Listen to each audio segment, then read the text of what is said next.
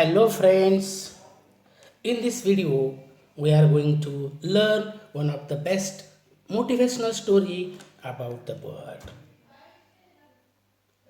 Unit number 1.5, the title of the story is His First Flight and the writer of the story is Liam O'Flaherty.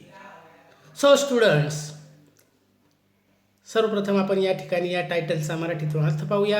His first flight म्हणजेच त्याची पहिली भरारी किंवा त्याची पहिली झेप. Before going to start the story we are going to learn the summary of the story. Let's see the summary. The lesson is about the first flight of young seagull. The young seagull is afraid of his first flight.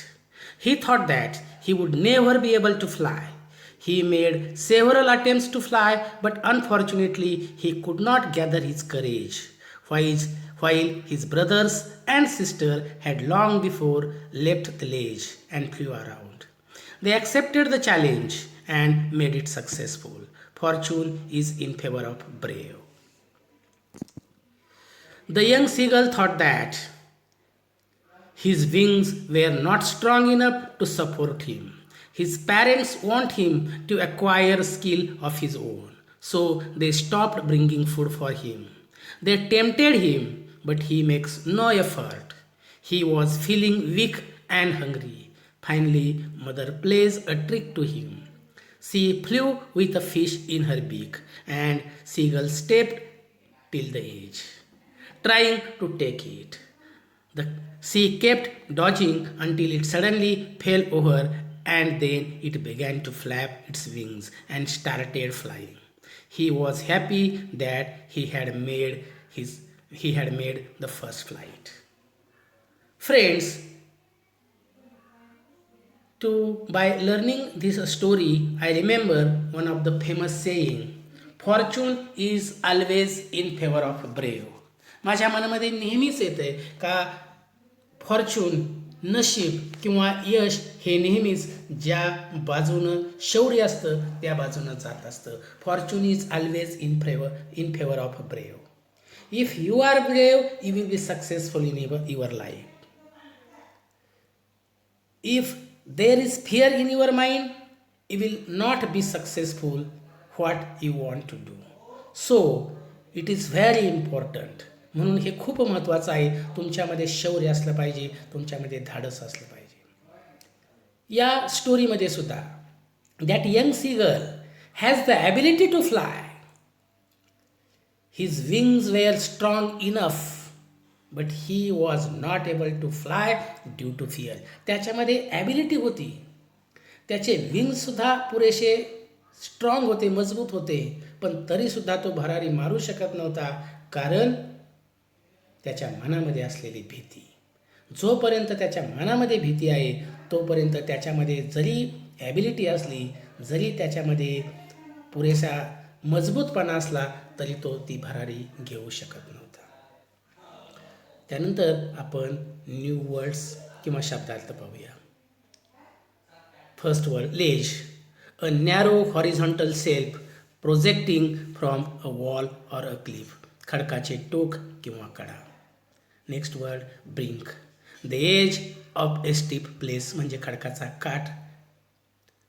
To muster of courage, to gather courage, धैर्य एकवटणे. अपब्रेडिंग, scolding, रागावणे किंवा खरडपट्टी काढणे. जेव्हा तो छोटा seagull प्रयत्न करत नव्हता त्यावेळेस mother bird and father bird त्याची खरडपट्टी काढत होते. To skim, to move lightly just above a surface. पृष्ठभागाला स्पर्श करून वरचे वर जाणे. Herring, a soft fin sea fish, एक प्रकारचा मासा. ड्युहावर, ईट अप हंग्रीली, आधाशीपणे खाणे. Cackle, utter a shrill cry, कलकलाट करणे. Preening, making an effort to clean feather with beak, चोचीने पंख साफसूफ करणे. Now we are going to read the first part of the story, his first flight. The young seagull was alone on his ledge. His two brothers and his sister had already flown away the day before. He had been afraid to fly with them. Somehow, when he had taken a little run forward to the brink of the ledge and attempted to flap his wings, he became afraid. The great expanse of sea stretched down beneath, and it was such a long way down, miles down. He felt certain that his wings would never support him. So he bent his head and ran away back to the little hole under the ledge, where he slept at night. Even when each of his brothers and his little sister, whose wings were far shorter than his own, ran to the brink, flapped their wings, and flew away. He failed to muster up courage to take that plunge which appeared to him so desperate. His father and mother had come around, calling to him shrilly, upbraiding him, threatening to let him starve on his ledge unless he flew away. But for the life of him, he could not move. म्हणजेच पहिला passage पहा मुलांनो, his first flight, त्याची पहिली भरारी. The young seagull was all alone on his ledge. His brothers and his sister flew away the day before. He had been afraid to fly with them.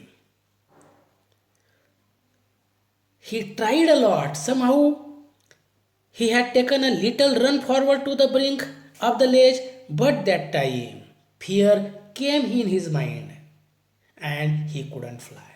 तर हा आता छोटा पक्षी एकटाच त्या लेजवर होता, त्या खडकाच्या काठावर होता. परंतु त्या ठिकाणी त्याचे ब्रदर्स आणि सिस्टर हे अगोदरच्याच दिवशी त्यांनी उड्डाण केलं होतं, त्यांनी त्यांची भरारी घेतली होती. हा सुद्धा प्रयत्न करत होता, पण जेव्हा त्या खडकाच्या टोकापर्यंत तो जायचा तेव्हा त्याच्या मनात भीती उत्पन्न व्हायची आणि त्यामुळे तो परत पाठीमागे यायचा. Because he saw the great expanse of the sea stretch down beneath. कारण समोर तो मोठासा विस्तीर्ण असा समुद्र पाहायचा आणि त्याच वेळेस त्याच्या मनात भीती निर्माण व्हायची का त्याचे विंग्स त्याला सपोर्ट कदाचित करणार नाहीत, तो त्या ठिकाणी भरारी घेऊ शकणार नाही, तो पडेल असं त्याला वाटायचं.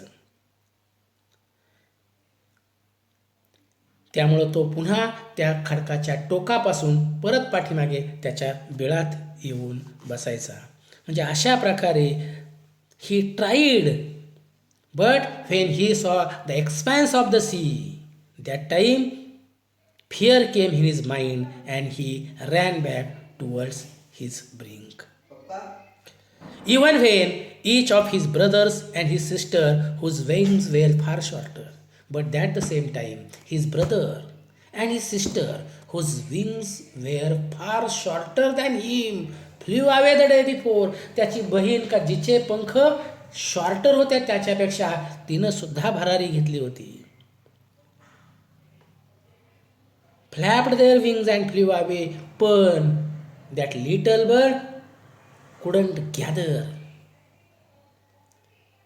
He failed to muster up his courage to take that plunge which appeared to him so desperate.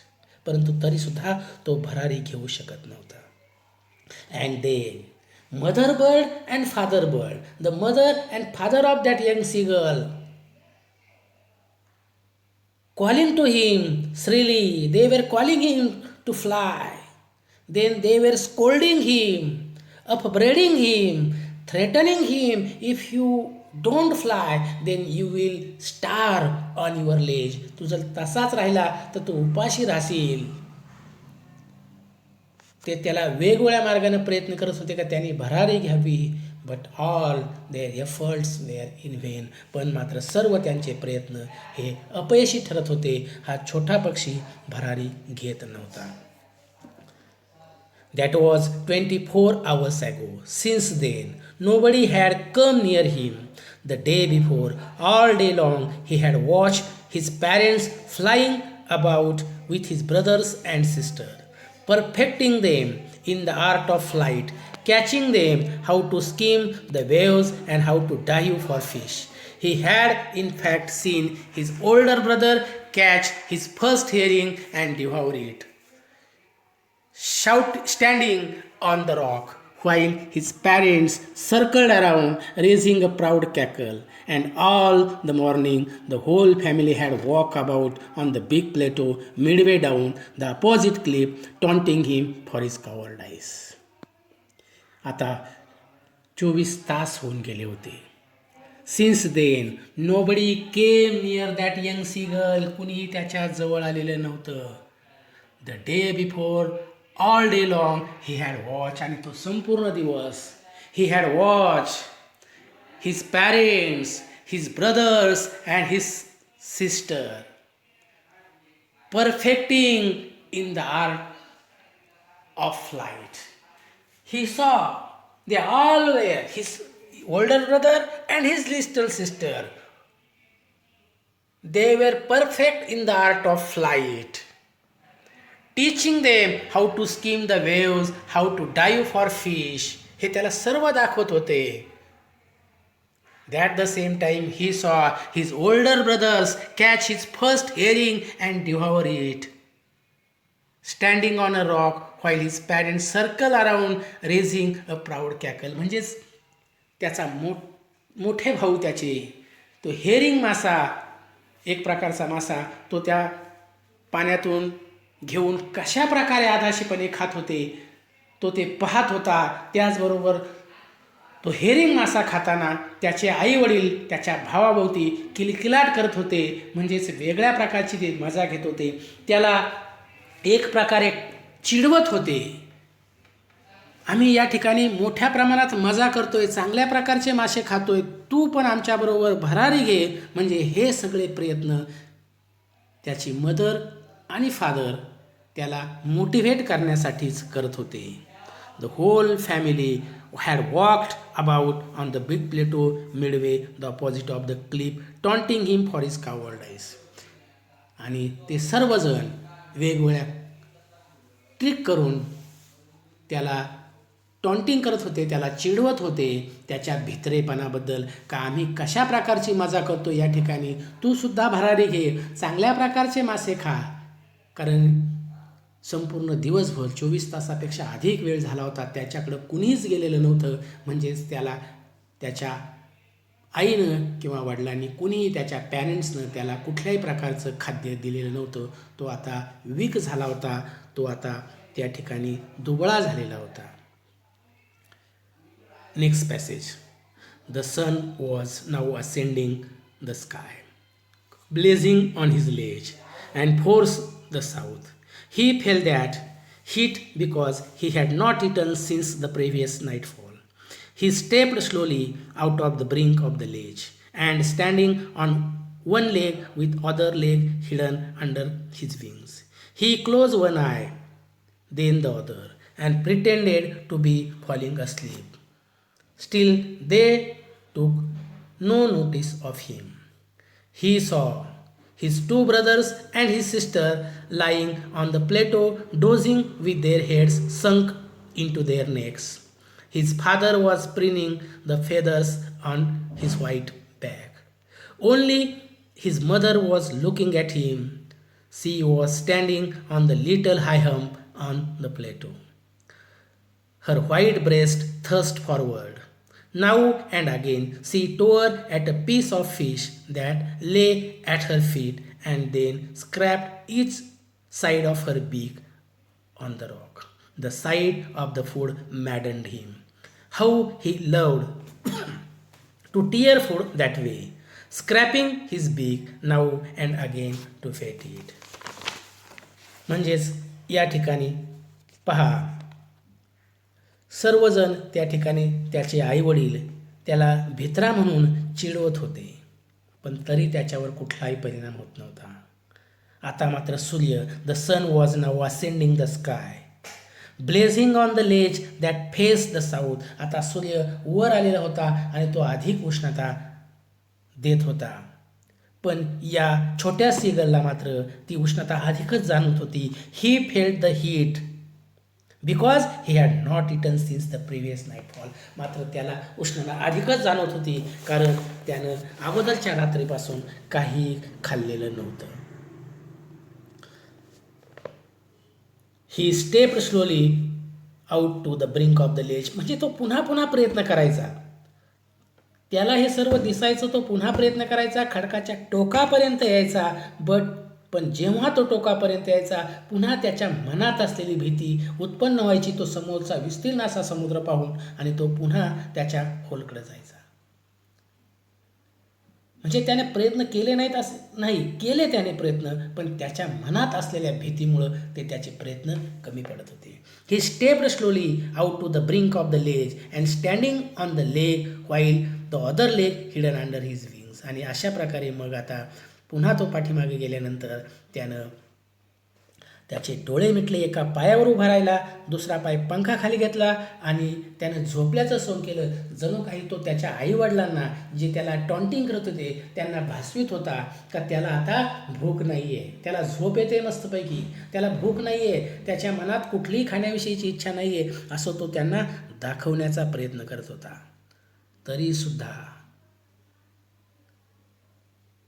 तरीसुद्धा त्याच्या पॅरेंट्सनं त्याची कुठलीही दखल घेतली नाही.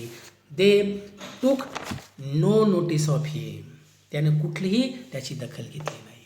He saw his 2 brothers and sister lying on the plateau dozing with their heads sunk into their necks. आणि तो मात्र त्याच्या भावांकडे किंवा त्याच्या बहिणीकडे पाहत होता.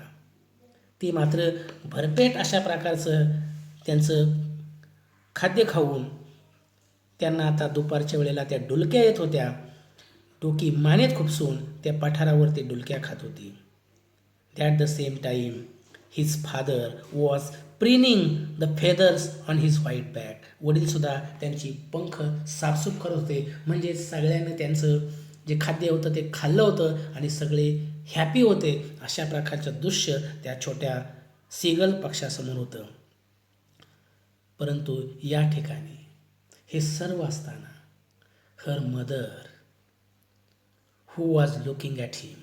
She was standing on a high little hump on the plateau, her white breast thrust forward, and now again she tore at a fish that lay at her feet and then scraped each side of her beak on the rock. पण त्याच्या आईचं मात्र लक्ष या छोट्या मुलाकडेच होतं. C was taunting हिम. ती सुद्धा त्या मुलाला टॉन्टिंग करत होती, पण तिच्या मनात मात्र या आपल्या छोट्या पिलानं भरारी घ्यावी असंच वाटत होतं. That is why she was using various trick to motivate him. म्हणून ती वेगवेगळ्या कृत्या वाटत होती, युक्त्या करत होती का या मुलाने भरारी घ्यावी. म्हणून आता मात्र तिनं तिच्या पायाशी एक माशाचा तुकडा पडला होता, ती आपल्या चोचीनं फाडायची आणि खडकावरून तो आपली चोच पुन्हा पुन्हा तासायची, साफसूफ करायची. का हे सगळं दृश्य पाहून that little bird, the site of the food madden that little bird. हे दृश्य पाहून तो आणखी वेडापिसा झाला होता. आणि ही सुद्धा एक प्रकारची युक्तीच होती त्या आईनं केलेली, टू मोटिवेट हिम, त्याला मोटिवेट करण्यासाठी. He loved to tear the food that way. का अशा प्रकारचं अन्न त्याला खायला खूप आवडायचं आणि म्हणून ही युक्ती आई करत होती, कारण तिला वाटलं या योगे तरी हा आपला मुलगा भरारी घेईल. अशा प्रकारे हा पहिला पार्ट आपण याच ठिकाणी थांबू विद्यार्थी मित्रांनो. And the next part we will learn in the next video. We will learn the next part of the story.